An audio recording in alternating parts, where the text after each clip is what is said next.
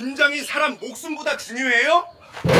새벽 5시, 겨울 찬바람이 마당을 휩쓸고 지나갈 때 민정은 부어오른 얼굴을 감추기 위해 마스크를 고쳐 썼습니다. 그녀의 앞에는 산처럼 쌓인 배추 더미가 있었습니다. 200포기, 한 포기도 아니고 10포기도 아니고 200포기였습니다. 이번 주 안에 다 끝내야 해. 교회 봉사 나가야 하니까. 시어머니 말순의 목소리는 차가웠습니다. 민정은 떨리는 손으로 배추 한 포기를 들어 올렸습니다. 생각보다 무거웠습니다. 아니, 원래는 이렇게 무겁지 않았는데 요즘 들어 모든 것이 무겁게 느껴졌습니다. 찬물이 담긴 대야에 손을 담그자 손끝이 저려왔습니다. 따뜻한 물을 달라고 말하고 싶었지만 입 밖으로 나오는 건 작은 한숨뿐이었습니다. 물이 너무 차가운데 따뜻한 물 좀. 요즘 젊은 것들은 그것도 못 참아? 나 때는 말이야. 영하 10도에도 맨손으로 했어. 말수는 팔짱을 끼고 민정을 내려다보았습니다. 감시하듯 평가하듯. 민정은 더 이상 아무 말도 하지 않았습니다. 그저 차가운 물속에 손을 담그고 배추를 씻기 시작했습니다. 한 포기, 두 포기, 세 포기. 손가락이 점점 감각을 잃어갔습니다. 손등에는 벌써 갈라진 상처들이 생기기 시작했습니다. 하지만 쉴 수 없었습니다. 말수는 잠시도 자리를 비우지 않았으니까요. 너무 느려. 이 속도면 일주일도 모자라겠네. 민정은 속도를 높이려 했지만 몸이 말을 듣지 않았습니다. 요즘 들어 부쩍 기력이 없었습니다. 밥맛도 없고 조금만 움직여도 숨이 찼습니다. 아침에 일어날 때마다 베개에 떨어진 머리카락을 보면서도 민정은 아무에게도 말하지 않았습니다. 며느리 도리가 뭔지 알아? 시어머니 말씀 잘 듣고 집안일 열심히 하는 거야. 그게 기본이지. 말순의 잔소리는 계속되었습니다. 민정은 고개만 끄덕이며 배추를 씻었습니다. 저항할 힘도 반박할 용기도 없었습니다. 그저 빨리 끝내고 싶다는 생각뿐이었습니다. 하지만 200포기는 끝이 보이지 않았습니다. 새벽부터 시작해서 해가 중천에 떴지만 겨우 50포기를 씻었을 뿐이었습니다. 민정의 손은 이미 피가 배어 나오기 시작했고 온몸이 얼음장처럼 차가웠습니다. 그때였습니다. 속이 울렁거리며 메스꺼움이 밀려왔습니다. 민정은 급하게 배추를 내려놓고 마당 한쪽으로 비틀거렸습니다. 어디가? 아직 멀었어. 말순의 목소리가 등 뒤에서 쫓아왔지만 민정은 대답할 여유도 없었습니다. 그저 벽을 붙잡고 간신히 버텼습니다. 이것이 민정의 새벽이었습니다. 아무도 모르는 고통 속에서 홀로 버티는 시간이었습니다. 8시가 조금 넘은 시각, 현관문이 열리는 소리가 들렸습니다. 민정은 고개를 들었습니다. 출근 준비를 마친 남편 태호가 마당으로 나오고 있었습니다. 벌써 시작했어? 태호의 목소리에는 놀람이 섞여 있었습니다. 민정은 애써 웃으며 대답했습니다. 응, 일찍 시작하면 빨리 끝나니까. 하지만 태호의 눈에는 아내의 상태가 심상치 않아 보였습니다. 부어오른 얼굴, 마스크로 가린 입, 그리고 붉게 갈라진 손. 태호는 재킷을 벗으며 다가왔습니다. 내가 좀 도와줄게. 회사에 조금 늦게 들어가도 돼. 순간 민정의 얼굴에 안도의 빛이 스쳤습니다. 하지만 그 표정은 오래가지 못했습니다. 뭐 하는 거야? 회사 늦으면 어떡해? 말순이 안채에서 나오며 날카롭게 소리쳤습니다. 태호는 어머니를 돌아보았습니다. 어머니, 민정이 혼자 하기엔 너무 많아요. 제가 조금만 도와주긴 뭘 도와줘. 남자가 김장에 손 떼는 꼴을 봤나? 빨리 회사 가. 늦으면 잘리기라도 할 거야? 말순의 목소리는 단호했습니다. 태호는 아내와 어머니 사이에서 난처한 표정을 지었습니다. 민정은 그런 남편의 얼굴을 보며 차라리 자신이 포기하는 게 낫다고 생각했습니다. 괜찮아, 여보. 나 혼자 할 수 있어. 어서 회사 가. 민정은 다시 배추를 들어 올리며 말했습니다. 목소리에는 억지로 만든 밝음이 묻어 있었습니다. 태호는 잠시 망설이다가 결국 재킷을 다시 입었습니다. 미안해. 저녁에 오면 내가 도와줄게. 태호는 미안한 눈빛으로 아내를 바라보았습니다. 민정은 고개를 끄덕이며 웃어 보였습니다. 하지만 그 미소 뒤에 숨겨진 절망을 태호는 알아차리지 못했습니다. 현관문이 닫히는 소리와 함께 마당에는 다시 민정과 말씀만 남았습니다.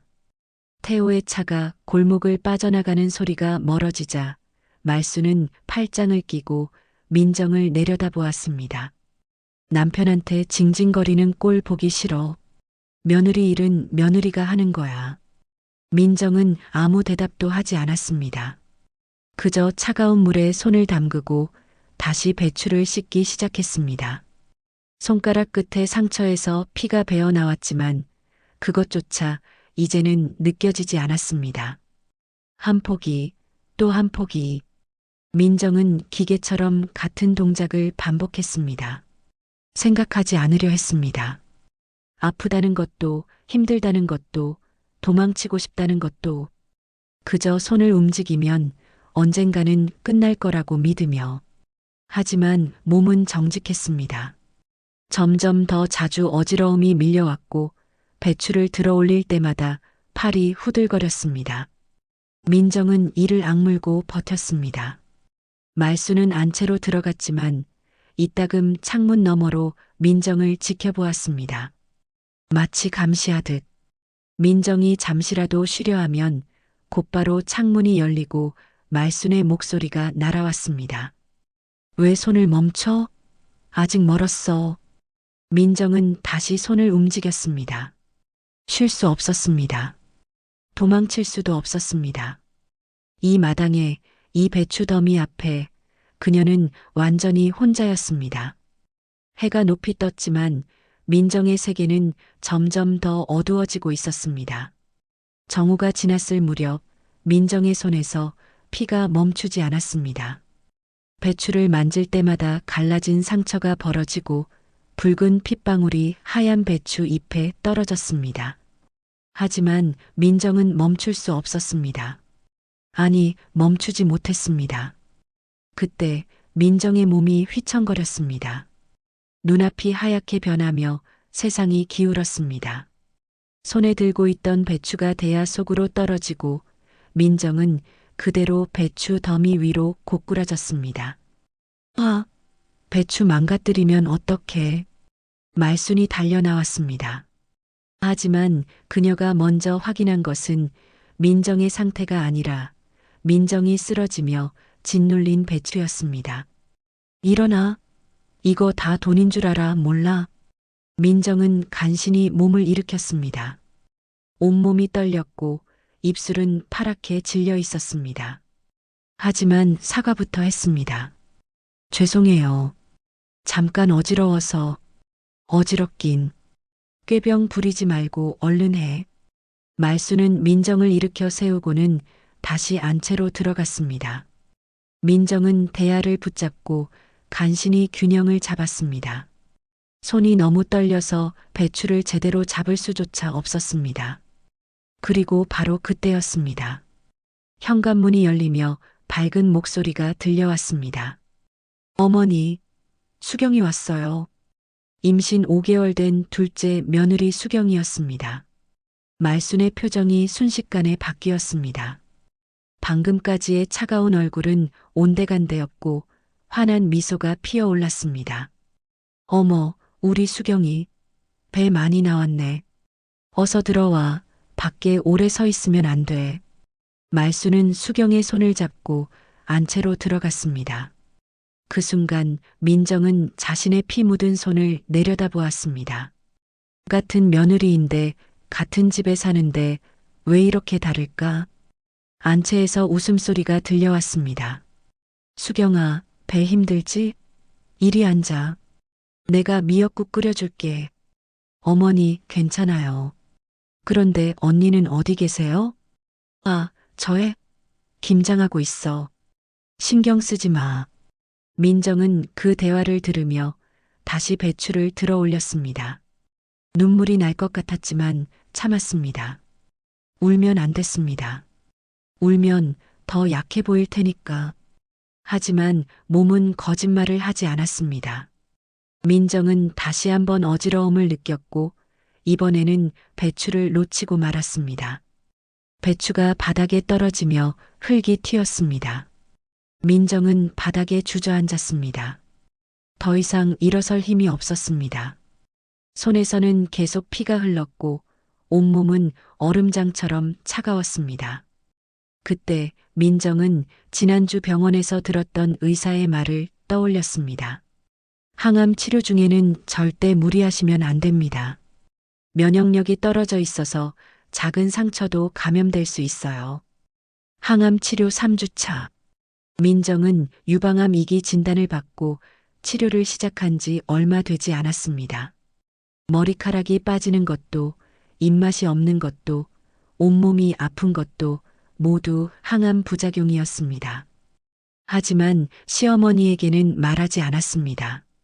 말해봤자 믿어주지 않을 것 같았고 오히려 약한 며느리로 낙인 찍힐까 두려웠습니다.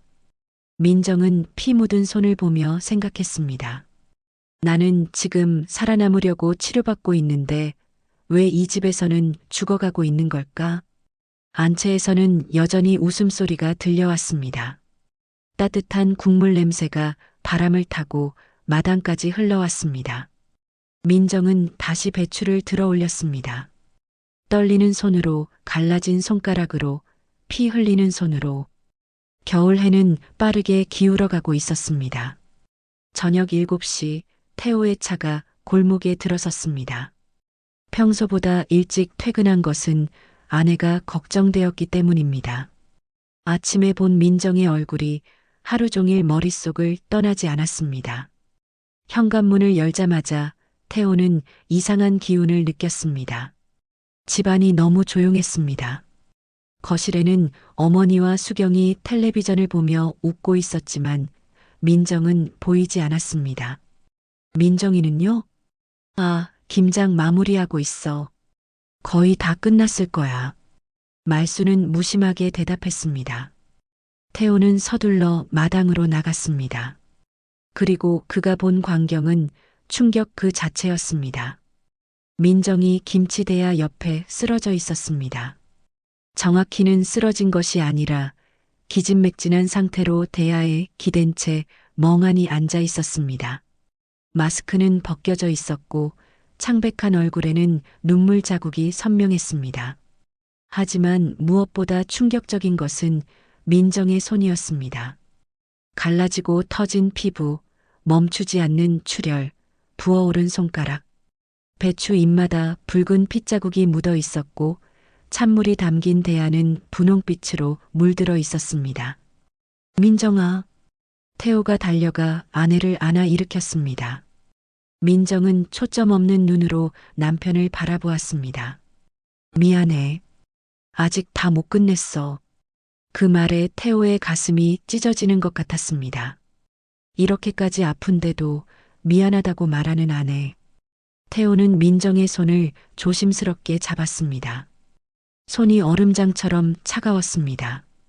이게 뭐야? 이게 대체 뭐야? 태호는 민정을 안고 일어섰습니다. 그리고 안채를 향해 소리쳤습니다. 어머니, 당장 나오세요. 말순이 불편한 표정으로 마당에 나왔습니다. 왜 그래? 무슨 일이야? 무슨 일이냐고요? 이게 보이지도 않으세요?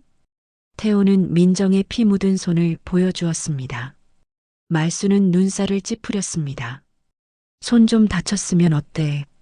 김장하다 보면 다들 그런 거야. 다들 그런 게 아니에요. 민정이는 지금 항암 치료받고 있다고요. 순간 마당이 조용해졌습니다. 말순의 표정이 굳어졌습니다.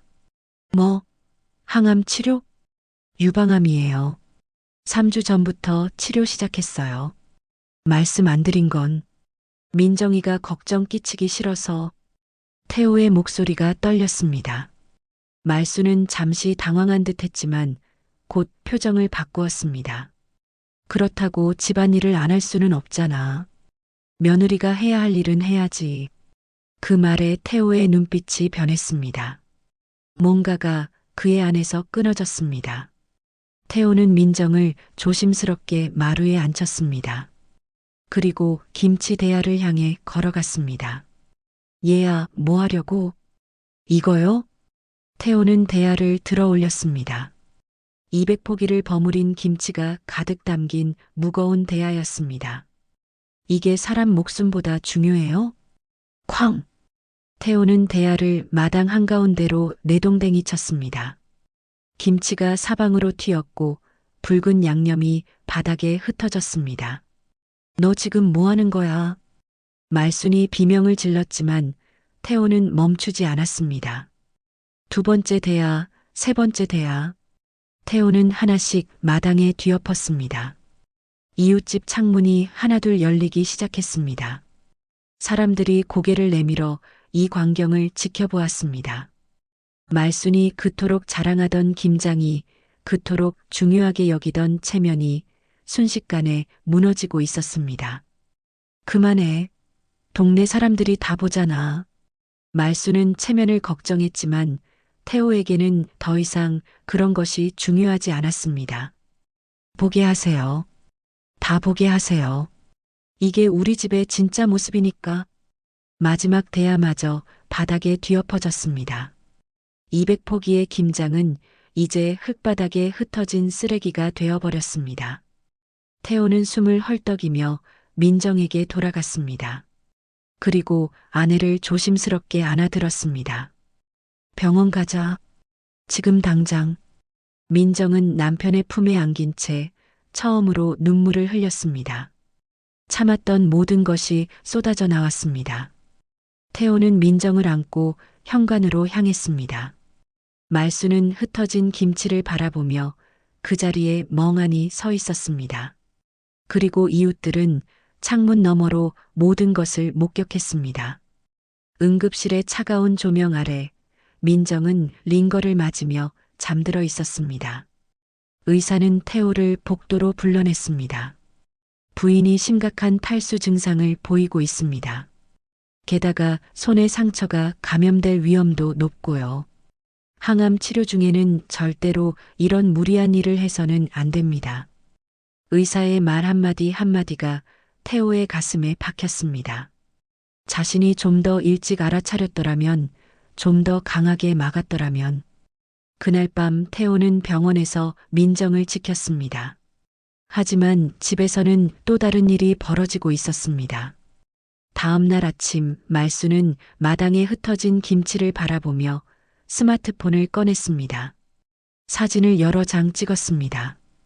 바닥에 널브러진 김치, 뒤엎어진 대야, 엉망이 된 마당, 그리고 동네 단톡방에 올렸습니다. 며느리가 김장을 다 엎어버렸네요. 200포기를 정성스럽게 담갔는데 한순간에 물거품이 됐습니다. 곧이어 교회 채팅방에도 같은 사진이 올라갔습니다. 기도 부탁드립니다. 며느리 때문에 마음고생이 심합니다.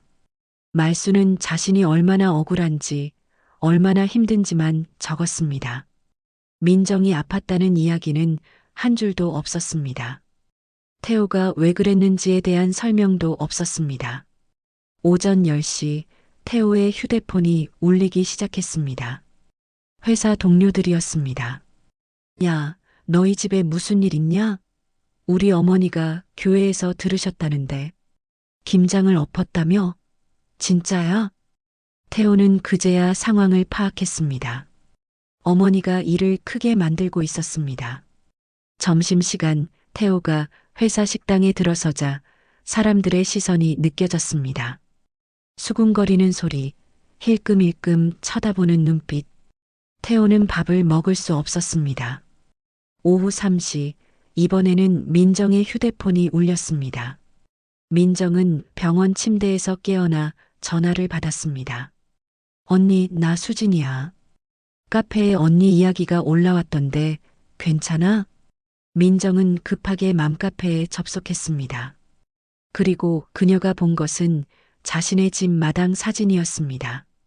시어머니가 김장 200포기를 담그셨는데 며느리가 다 엎어버렸대요. 요즘 젊은 사람들 정말 이해가 안 가네요. 댓글에는 비난이 쏟아지고 있었습니다. 며느리가 미쳤나 봐요. 시어머니 불쌍하시겠네. 효도는 개뿔. 민정의 손이 떨렸습니다. 아무도 진실을 몰랐습니다. 자신이 왜 그 김장을 하게 됐는지, 얼마나 아팠는지, 태호가 왜 김치를 엎었는지. 언니, 이거 해명 안 하면 안 될 것 같아. 사람들이 완전 오해하고 있어. 하지만 민정은 대답할 수 없었습니다. 해명하려면 자신의 병을 공개해야 했습니다. 항암 치료를 받는다는 것을, 암 환자라는 것을. 저녁 6시 태호는 상사에게 불려갔습니다. 김대리, 요즘 집안일 때문에 힘들다던데. 업무에 지장 없게 잘 정리해. 상사의 말투에는 은근한 경고가 담겨 있었습니다. 개인사로 회사 이미지에 먹칠하지 말라는 뜻이었습니다. 태호는 주먹을 쥐었습니다. 이건 단순히 집안 싸움이 아니었습니다. 자신의 직장, 아내의 명예, 가족의 생계가 걸린 문제로 번지고 있었습니다. 밤 9시 민정은 병원 침대에 누워 천장을 바라보았습니다. 휴대폰 화면에는 계속해서 알림이 떴습니다. 모르는 사람들의 비난, 아는 사람들의 걱정 어린 연락. 내가 정말 잘못한 걸까? 민정은 자책했습니다. 김장을 제대로 못 끝낸 것도, 태호가 화를 낸 것도, 이 모든 소문이 퍼진 것도 자신 때문이라고 생각했습니다. 태호가 병실로 들어왔을 때 민정은 눈물을 흘리고 있었습니다. 여보, 내가 시어머니한테 사과할게. 내가 잘못했다고 할게. 무슨 소리야? 잘못한 건 우리가 아니야. 하지만 이러다가 당신 회사에서 잘리면 어떡해. 사람들이 우릴 이상하게 보면 어떡해. 민정의 목소리는 떨렸습니다. 태호는 아내의 손을 꽉 잡았습니다. 괜찮아. 우리가 진실을 말하면 돼. 하지만 태호도 확신할 수 없었습니다. 이미 퍼진 소문을, 왜곡된 이야기를 어떻게 바로잡을 수 있을까? 그날 밤 두 사람은 어둠 속에서 서로를 꼭 껴안았습니다. 세상이 등을 돌린 것 같았지만 적어도 그들에게는 서로가 있었습니다. 하지만 이것은 시작에 불과했습니다. 진짜 전쟁은 이제부터였습니다. 이틀째 되는 날 병원 복도를 걷던 한 여성이 민정의 병실 앞에서 멈춰 섰습니다. 30대 후반으로 보이는 그녀는 명찰을 차고 있었습니다. 사회복지팀 한도윤이라고 적혀 있었습니다. 도윤은 차트를 확인한 후 조심스럽게 문을 두드렸습니다. 안녕하세요. 사회복지사 한도윤입니다. 잠깐 이야기 나눠도 될까요? 민정은 놀란 표정으로 고개를 끄덕였습니다. 도윤은 의자를 가져와 민정의 침대 옆에 앉았습니다. 그녀의 눈에는 민정의 붕대 감긴 손이 들어왔습니다. 주치의 선생님께 보고받았어요. 항암 치료 중이신데 김장 200포기를 하셨다고요? 민정은 고개를 숙였습니다. 도윤은 부드러운 목소리로 이어갔습니다. 힘드셨겠어요. 혹시 집에서 어떤 일이 있었는지 말씀해 주실 수 있을까요? 민정은 망설였습니다. 하지만 도윤의 따뜻한 눈빛을 보자 그동안 참았던 말들이 쏟아져 나왔습니다. 시어머니의 강요, 쉬지 못하고 일한 사흘, 차가운 물과 피 흘리는 손, 그리고 차별적인 대우까지. 도윤은 조용히 듣다가 민정의 손을 다시 한번 살펴보았습니다. 이건 명백한 학대 상황이에요. 아니에요. 그냥 제가 약해서. 아니에요, 민정 씨. 항암 환자에게 김장 200포기를 강요하는 건 학대예요. 법적으로도 문제가 될 수 있는 일이고요. 도윤의 단호한 말에 민정은 눈을 크게 떴습니다.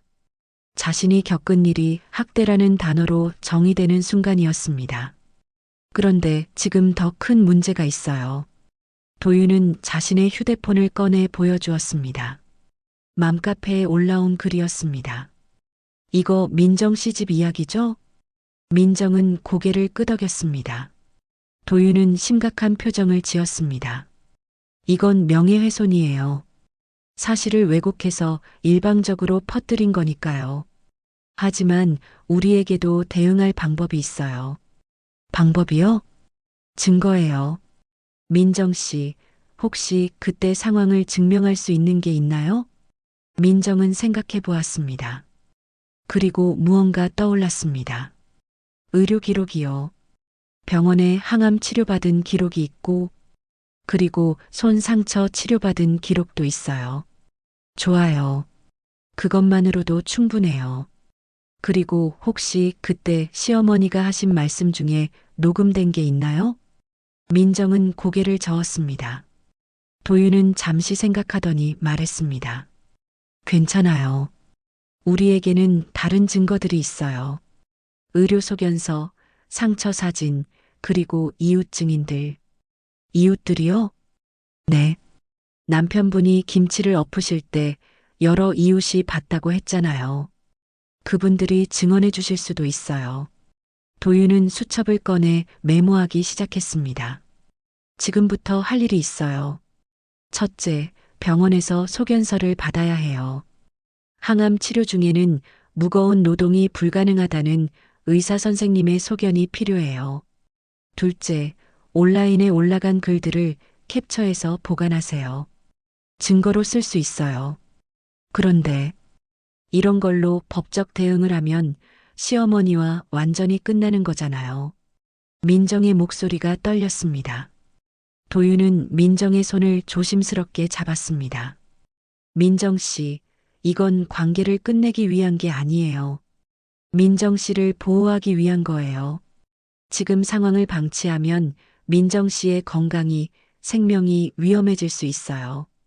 그 말에 민정의 눈에 눈물이 고였습니다. 도윤은 계속 말했습니다. 그리고 제가 공익 변호사와 연결해 드릴게요. 무료로 법률 상담받을 수 있어요. 또 지역 위기 가정 지원 프로그램도 있어요. 지원 프로그램이요? 네.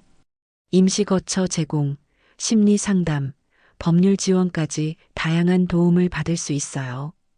민정 씨는 혼자가 아니에요. 민정은 처음으로 희망을 느꼈습니다. 자신이 도움을 요청할 수 있는 곳이 있다는 것, 자신의 편이 되어줄 사람이 있다는 것. 그날 오후 태호도 도윤을 만났습니다. 도윤은 태호에게도 같은 이야기를 했고 구체적인 대응 방안을 알려주었습니다. 가장 중요한 건 진실을 제대로 알리는 거예요. 지금은 일방적인 이야기만 퍼져 있지만 우리가 제대로 대응하면 상황은 바뀔 수 있어요. 태호는 고개를 끄덕였습니다. 그리고 처음으로 확신을 가지고 말했습니다. 싸워보겠습니다. 제대로. 도윤은 미소를 지었습니다. 잘 생각하셨어요. 제가 끝까지 함께 할게요. 그날 저녁 민정과 태호는 병원 창밖을 바라보았습니다. 여전히 어둠이 짙었지만 이제 그들에게는 작은 빛이 보이기 시작했습니다. 석 달 후 법정. 민정과 태호는 나란히 앉아 있었습니다. 건너편에는 말순이 굳은 표정으로 앉아 있었고 그 옆에는 말순의 변호사가 있었습니다. 재판장이 입장했고 재판이 시작되었습니다. 공익 변호사 정민호가 일어섰습니다. 그는 지난 석 달간 민정 부부를 도와 증거를 모으고 준비해 온 사람이었습니다. 재판장님, 원고 민정 씨는 유방암 2기 진단을 받고 항암 치료를 시작한 지 3주째였습니다. 이는 의료 기록으로 명확히 증명됩니다. 정민호는 서류를 제출했습니다. 민정의 진단서, 항암 치료 기록, 그리고 손 상처 치료 기록까지. 그리고 이것은 담당 의사의 소견서입니다. 법정 서기가 소견서를 낭독했습니다. 항암 치료 중인 환자는 면역력이 극도로 저하된 상태입니다. 무거운 물건을 들거나 찬물에 손을 담그는 등의 노동은 절대 금기 사항입니다. 환자의 손 상처는 심각한 감염 위험을 초래할 수 있으며 실제로 병원 내원 당시 탈수 및 영양실조 증상이 관찰되었습니다. 재판장이 말순을 바라보았습니다. 피고는 며느리가 항암 치료를 받고 있다는 사실을 알고 계셨습니까? 말순의 변호사가 일어섰습니다. 피고는 며느리의 건강 상태를 전혀 알지 못했습니다. 며느리가 먼저 알리지 않았기 때문에. 그렇다면 왜 며느리의 상태를 확인하지 않으셨습니까? 정민호가 반박했습니다. 피고는 며느리의 손이 피투성이가 된 것을 목격하고도 병원에 데려가지 않았습니다. 오히려 배추 망가뜨리면 돈인 줄 몰라라고 말했습니다. 그건 그 순간에는 말순이 말을 더듬었습니다. 정민호는 계속했습니다. 그리고 더 심각한 것은 피고가 사건 이후 온라인에 일방적인 글을 올려 며느리의 명예를 훼손했다는 점입니다. 정민호는 프린트된 게시글들을 제출했습니다. 동네 단톡방, 교회 채팅방, 맘카페에 올라간 글들이었습니다. 이 글들에는 며느리가 아팠다는 사실은 한 줄도 없습니다. 오직 며느리가 김장을 엎었다는 일방적인 주장만 있을 뿐입니다. 재판장이 서류를 검토했습니다. 그리고 말순에게 물었습니다.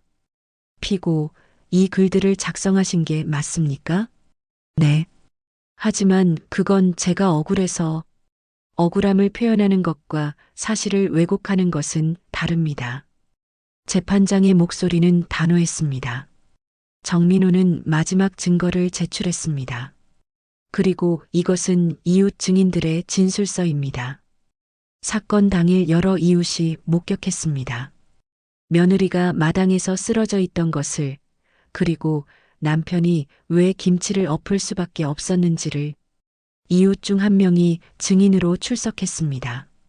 민정네 집 옆집에 사는 50대 여성이었습니다. 제가 본 민정 씨는 정말 안쓰러웠어요. 새벽부터 저녁까지 쉬지도 못하고 일하는데 시어머니는 계속 감시만 하셨어요. 그날 남편분이 김치를 엎을 때 저는 오히려 당연하다고 생각했어요. 증인의 말에 방청석에서 술렁임이 일었습니다. 재판장은 모든 증거를 검토한 후 판결을 내렸습니다. 피고 박말순은 며느리의 건강 상태를 고려하지 않고 과도한 노동을 강요했으며 사건 이후 사실을 왜곡하여 며느리의 명예를 훼손했음이 명백합니다. 말순의 얼굴이 창백해졌습니다. 따라서 피고는 벌금 300만 원, 원고에게 위자료 500만 원을 지급하라. 또한 온라인에 게시된 모든 글을 삭제하고 같은 플랫폼에 사과문을 게시할 것을 명합니다.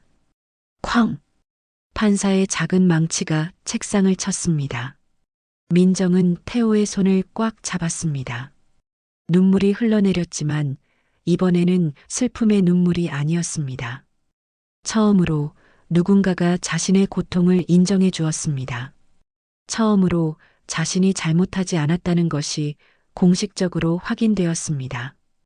태호는 아내를 꼭 안았습니다. 끝났어. 이제 끝났어. 하지만 민정은 알고 있었습니다. 이것은 끝이 아니라 시작이라는 것을, 이제부터가 진짜 새로운 삶의 시작이라는 것을. 법정을 나서며 민정은 처음으로 깊게 숨을 들이마셨습니다. 공기가 달랐습니다. 더 이상 숨 막히지 않았습니다.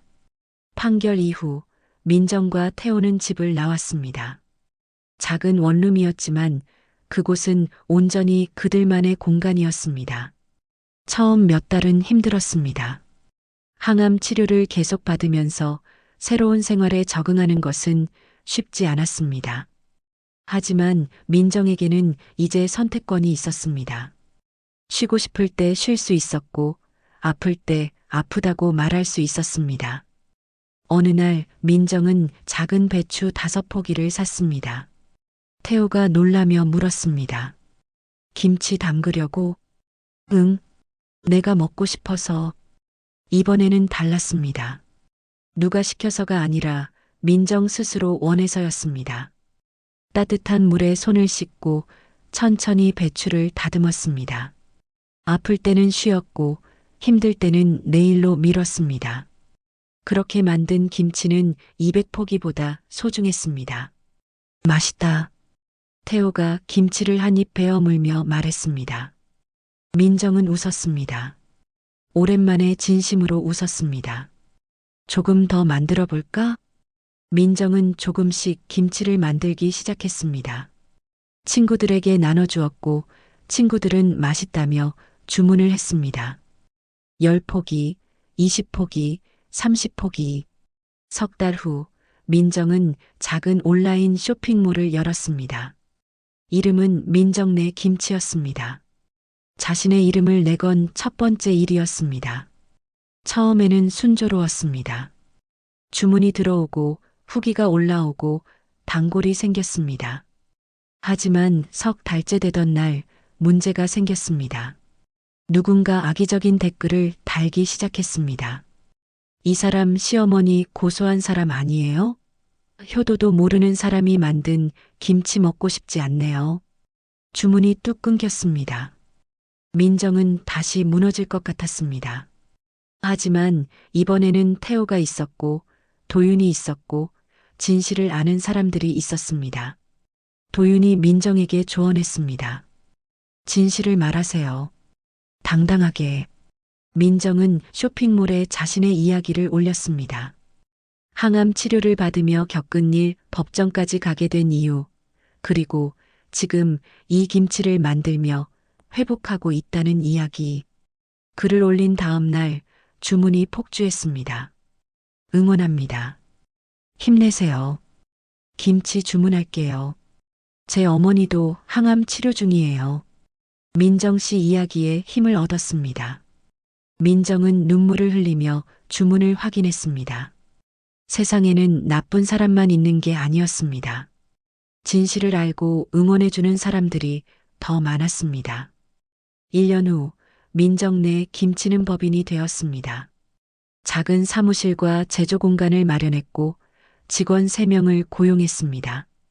민정은 더 이상 혼자 모든 것을 하지 않았습니다. 그리고 민정은 특별한 프로그램을 시작했습니다. 항암 치료를 받는 가정에 매달 반찬을 무료로 지원하는 프로그램이었습니다.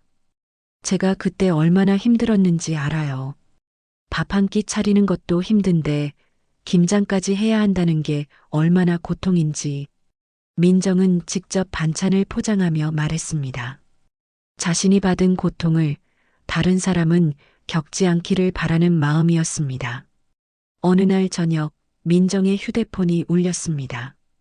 모르는 번호였지만 민정은 받았습니다. 여보세요? 전화기 너머로 익숙한 목소리가 들렸습니다. 말순이었습니다. 민정아, 나야. 민정은 잠시 말을 잃었습니다. 1년 만에 듣는 시어머니의 목소리였습니다. 미안하다. 정말 미안해.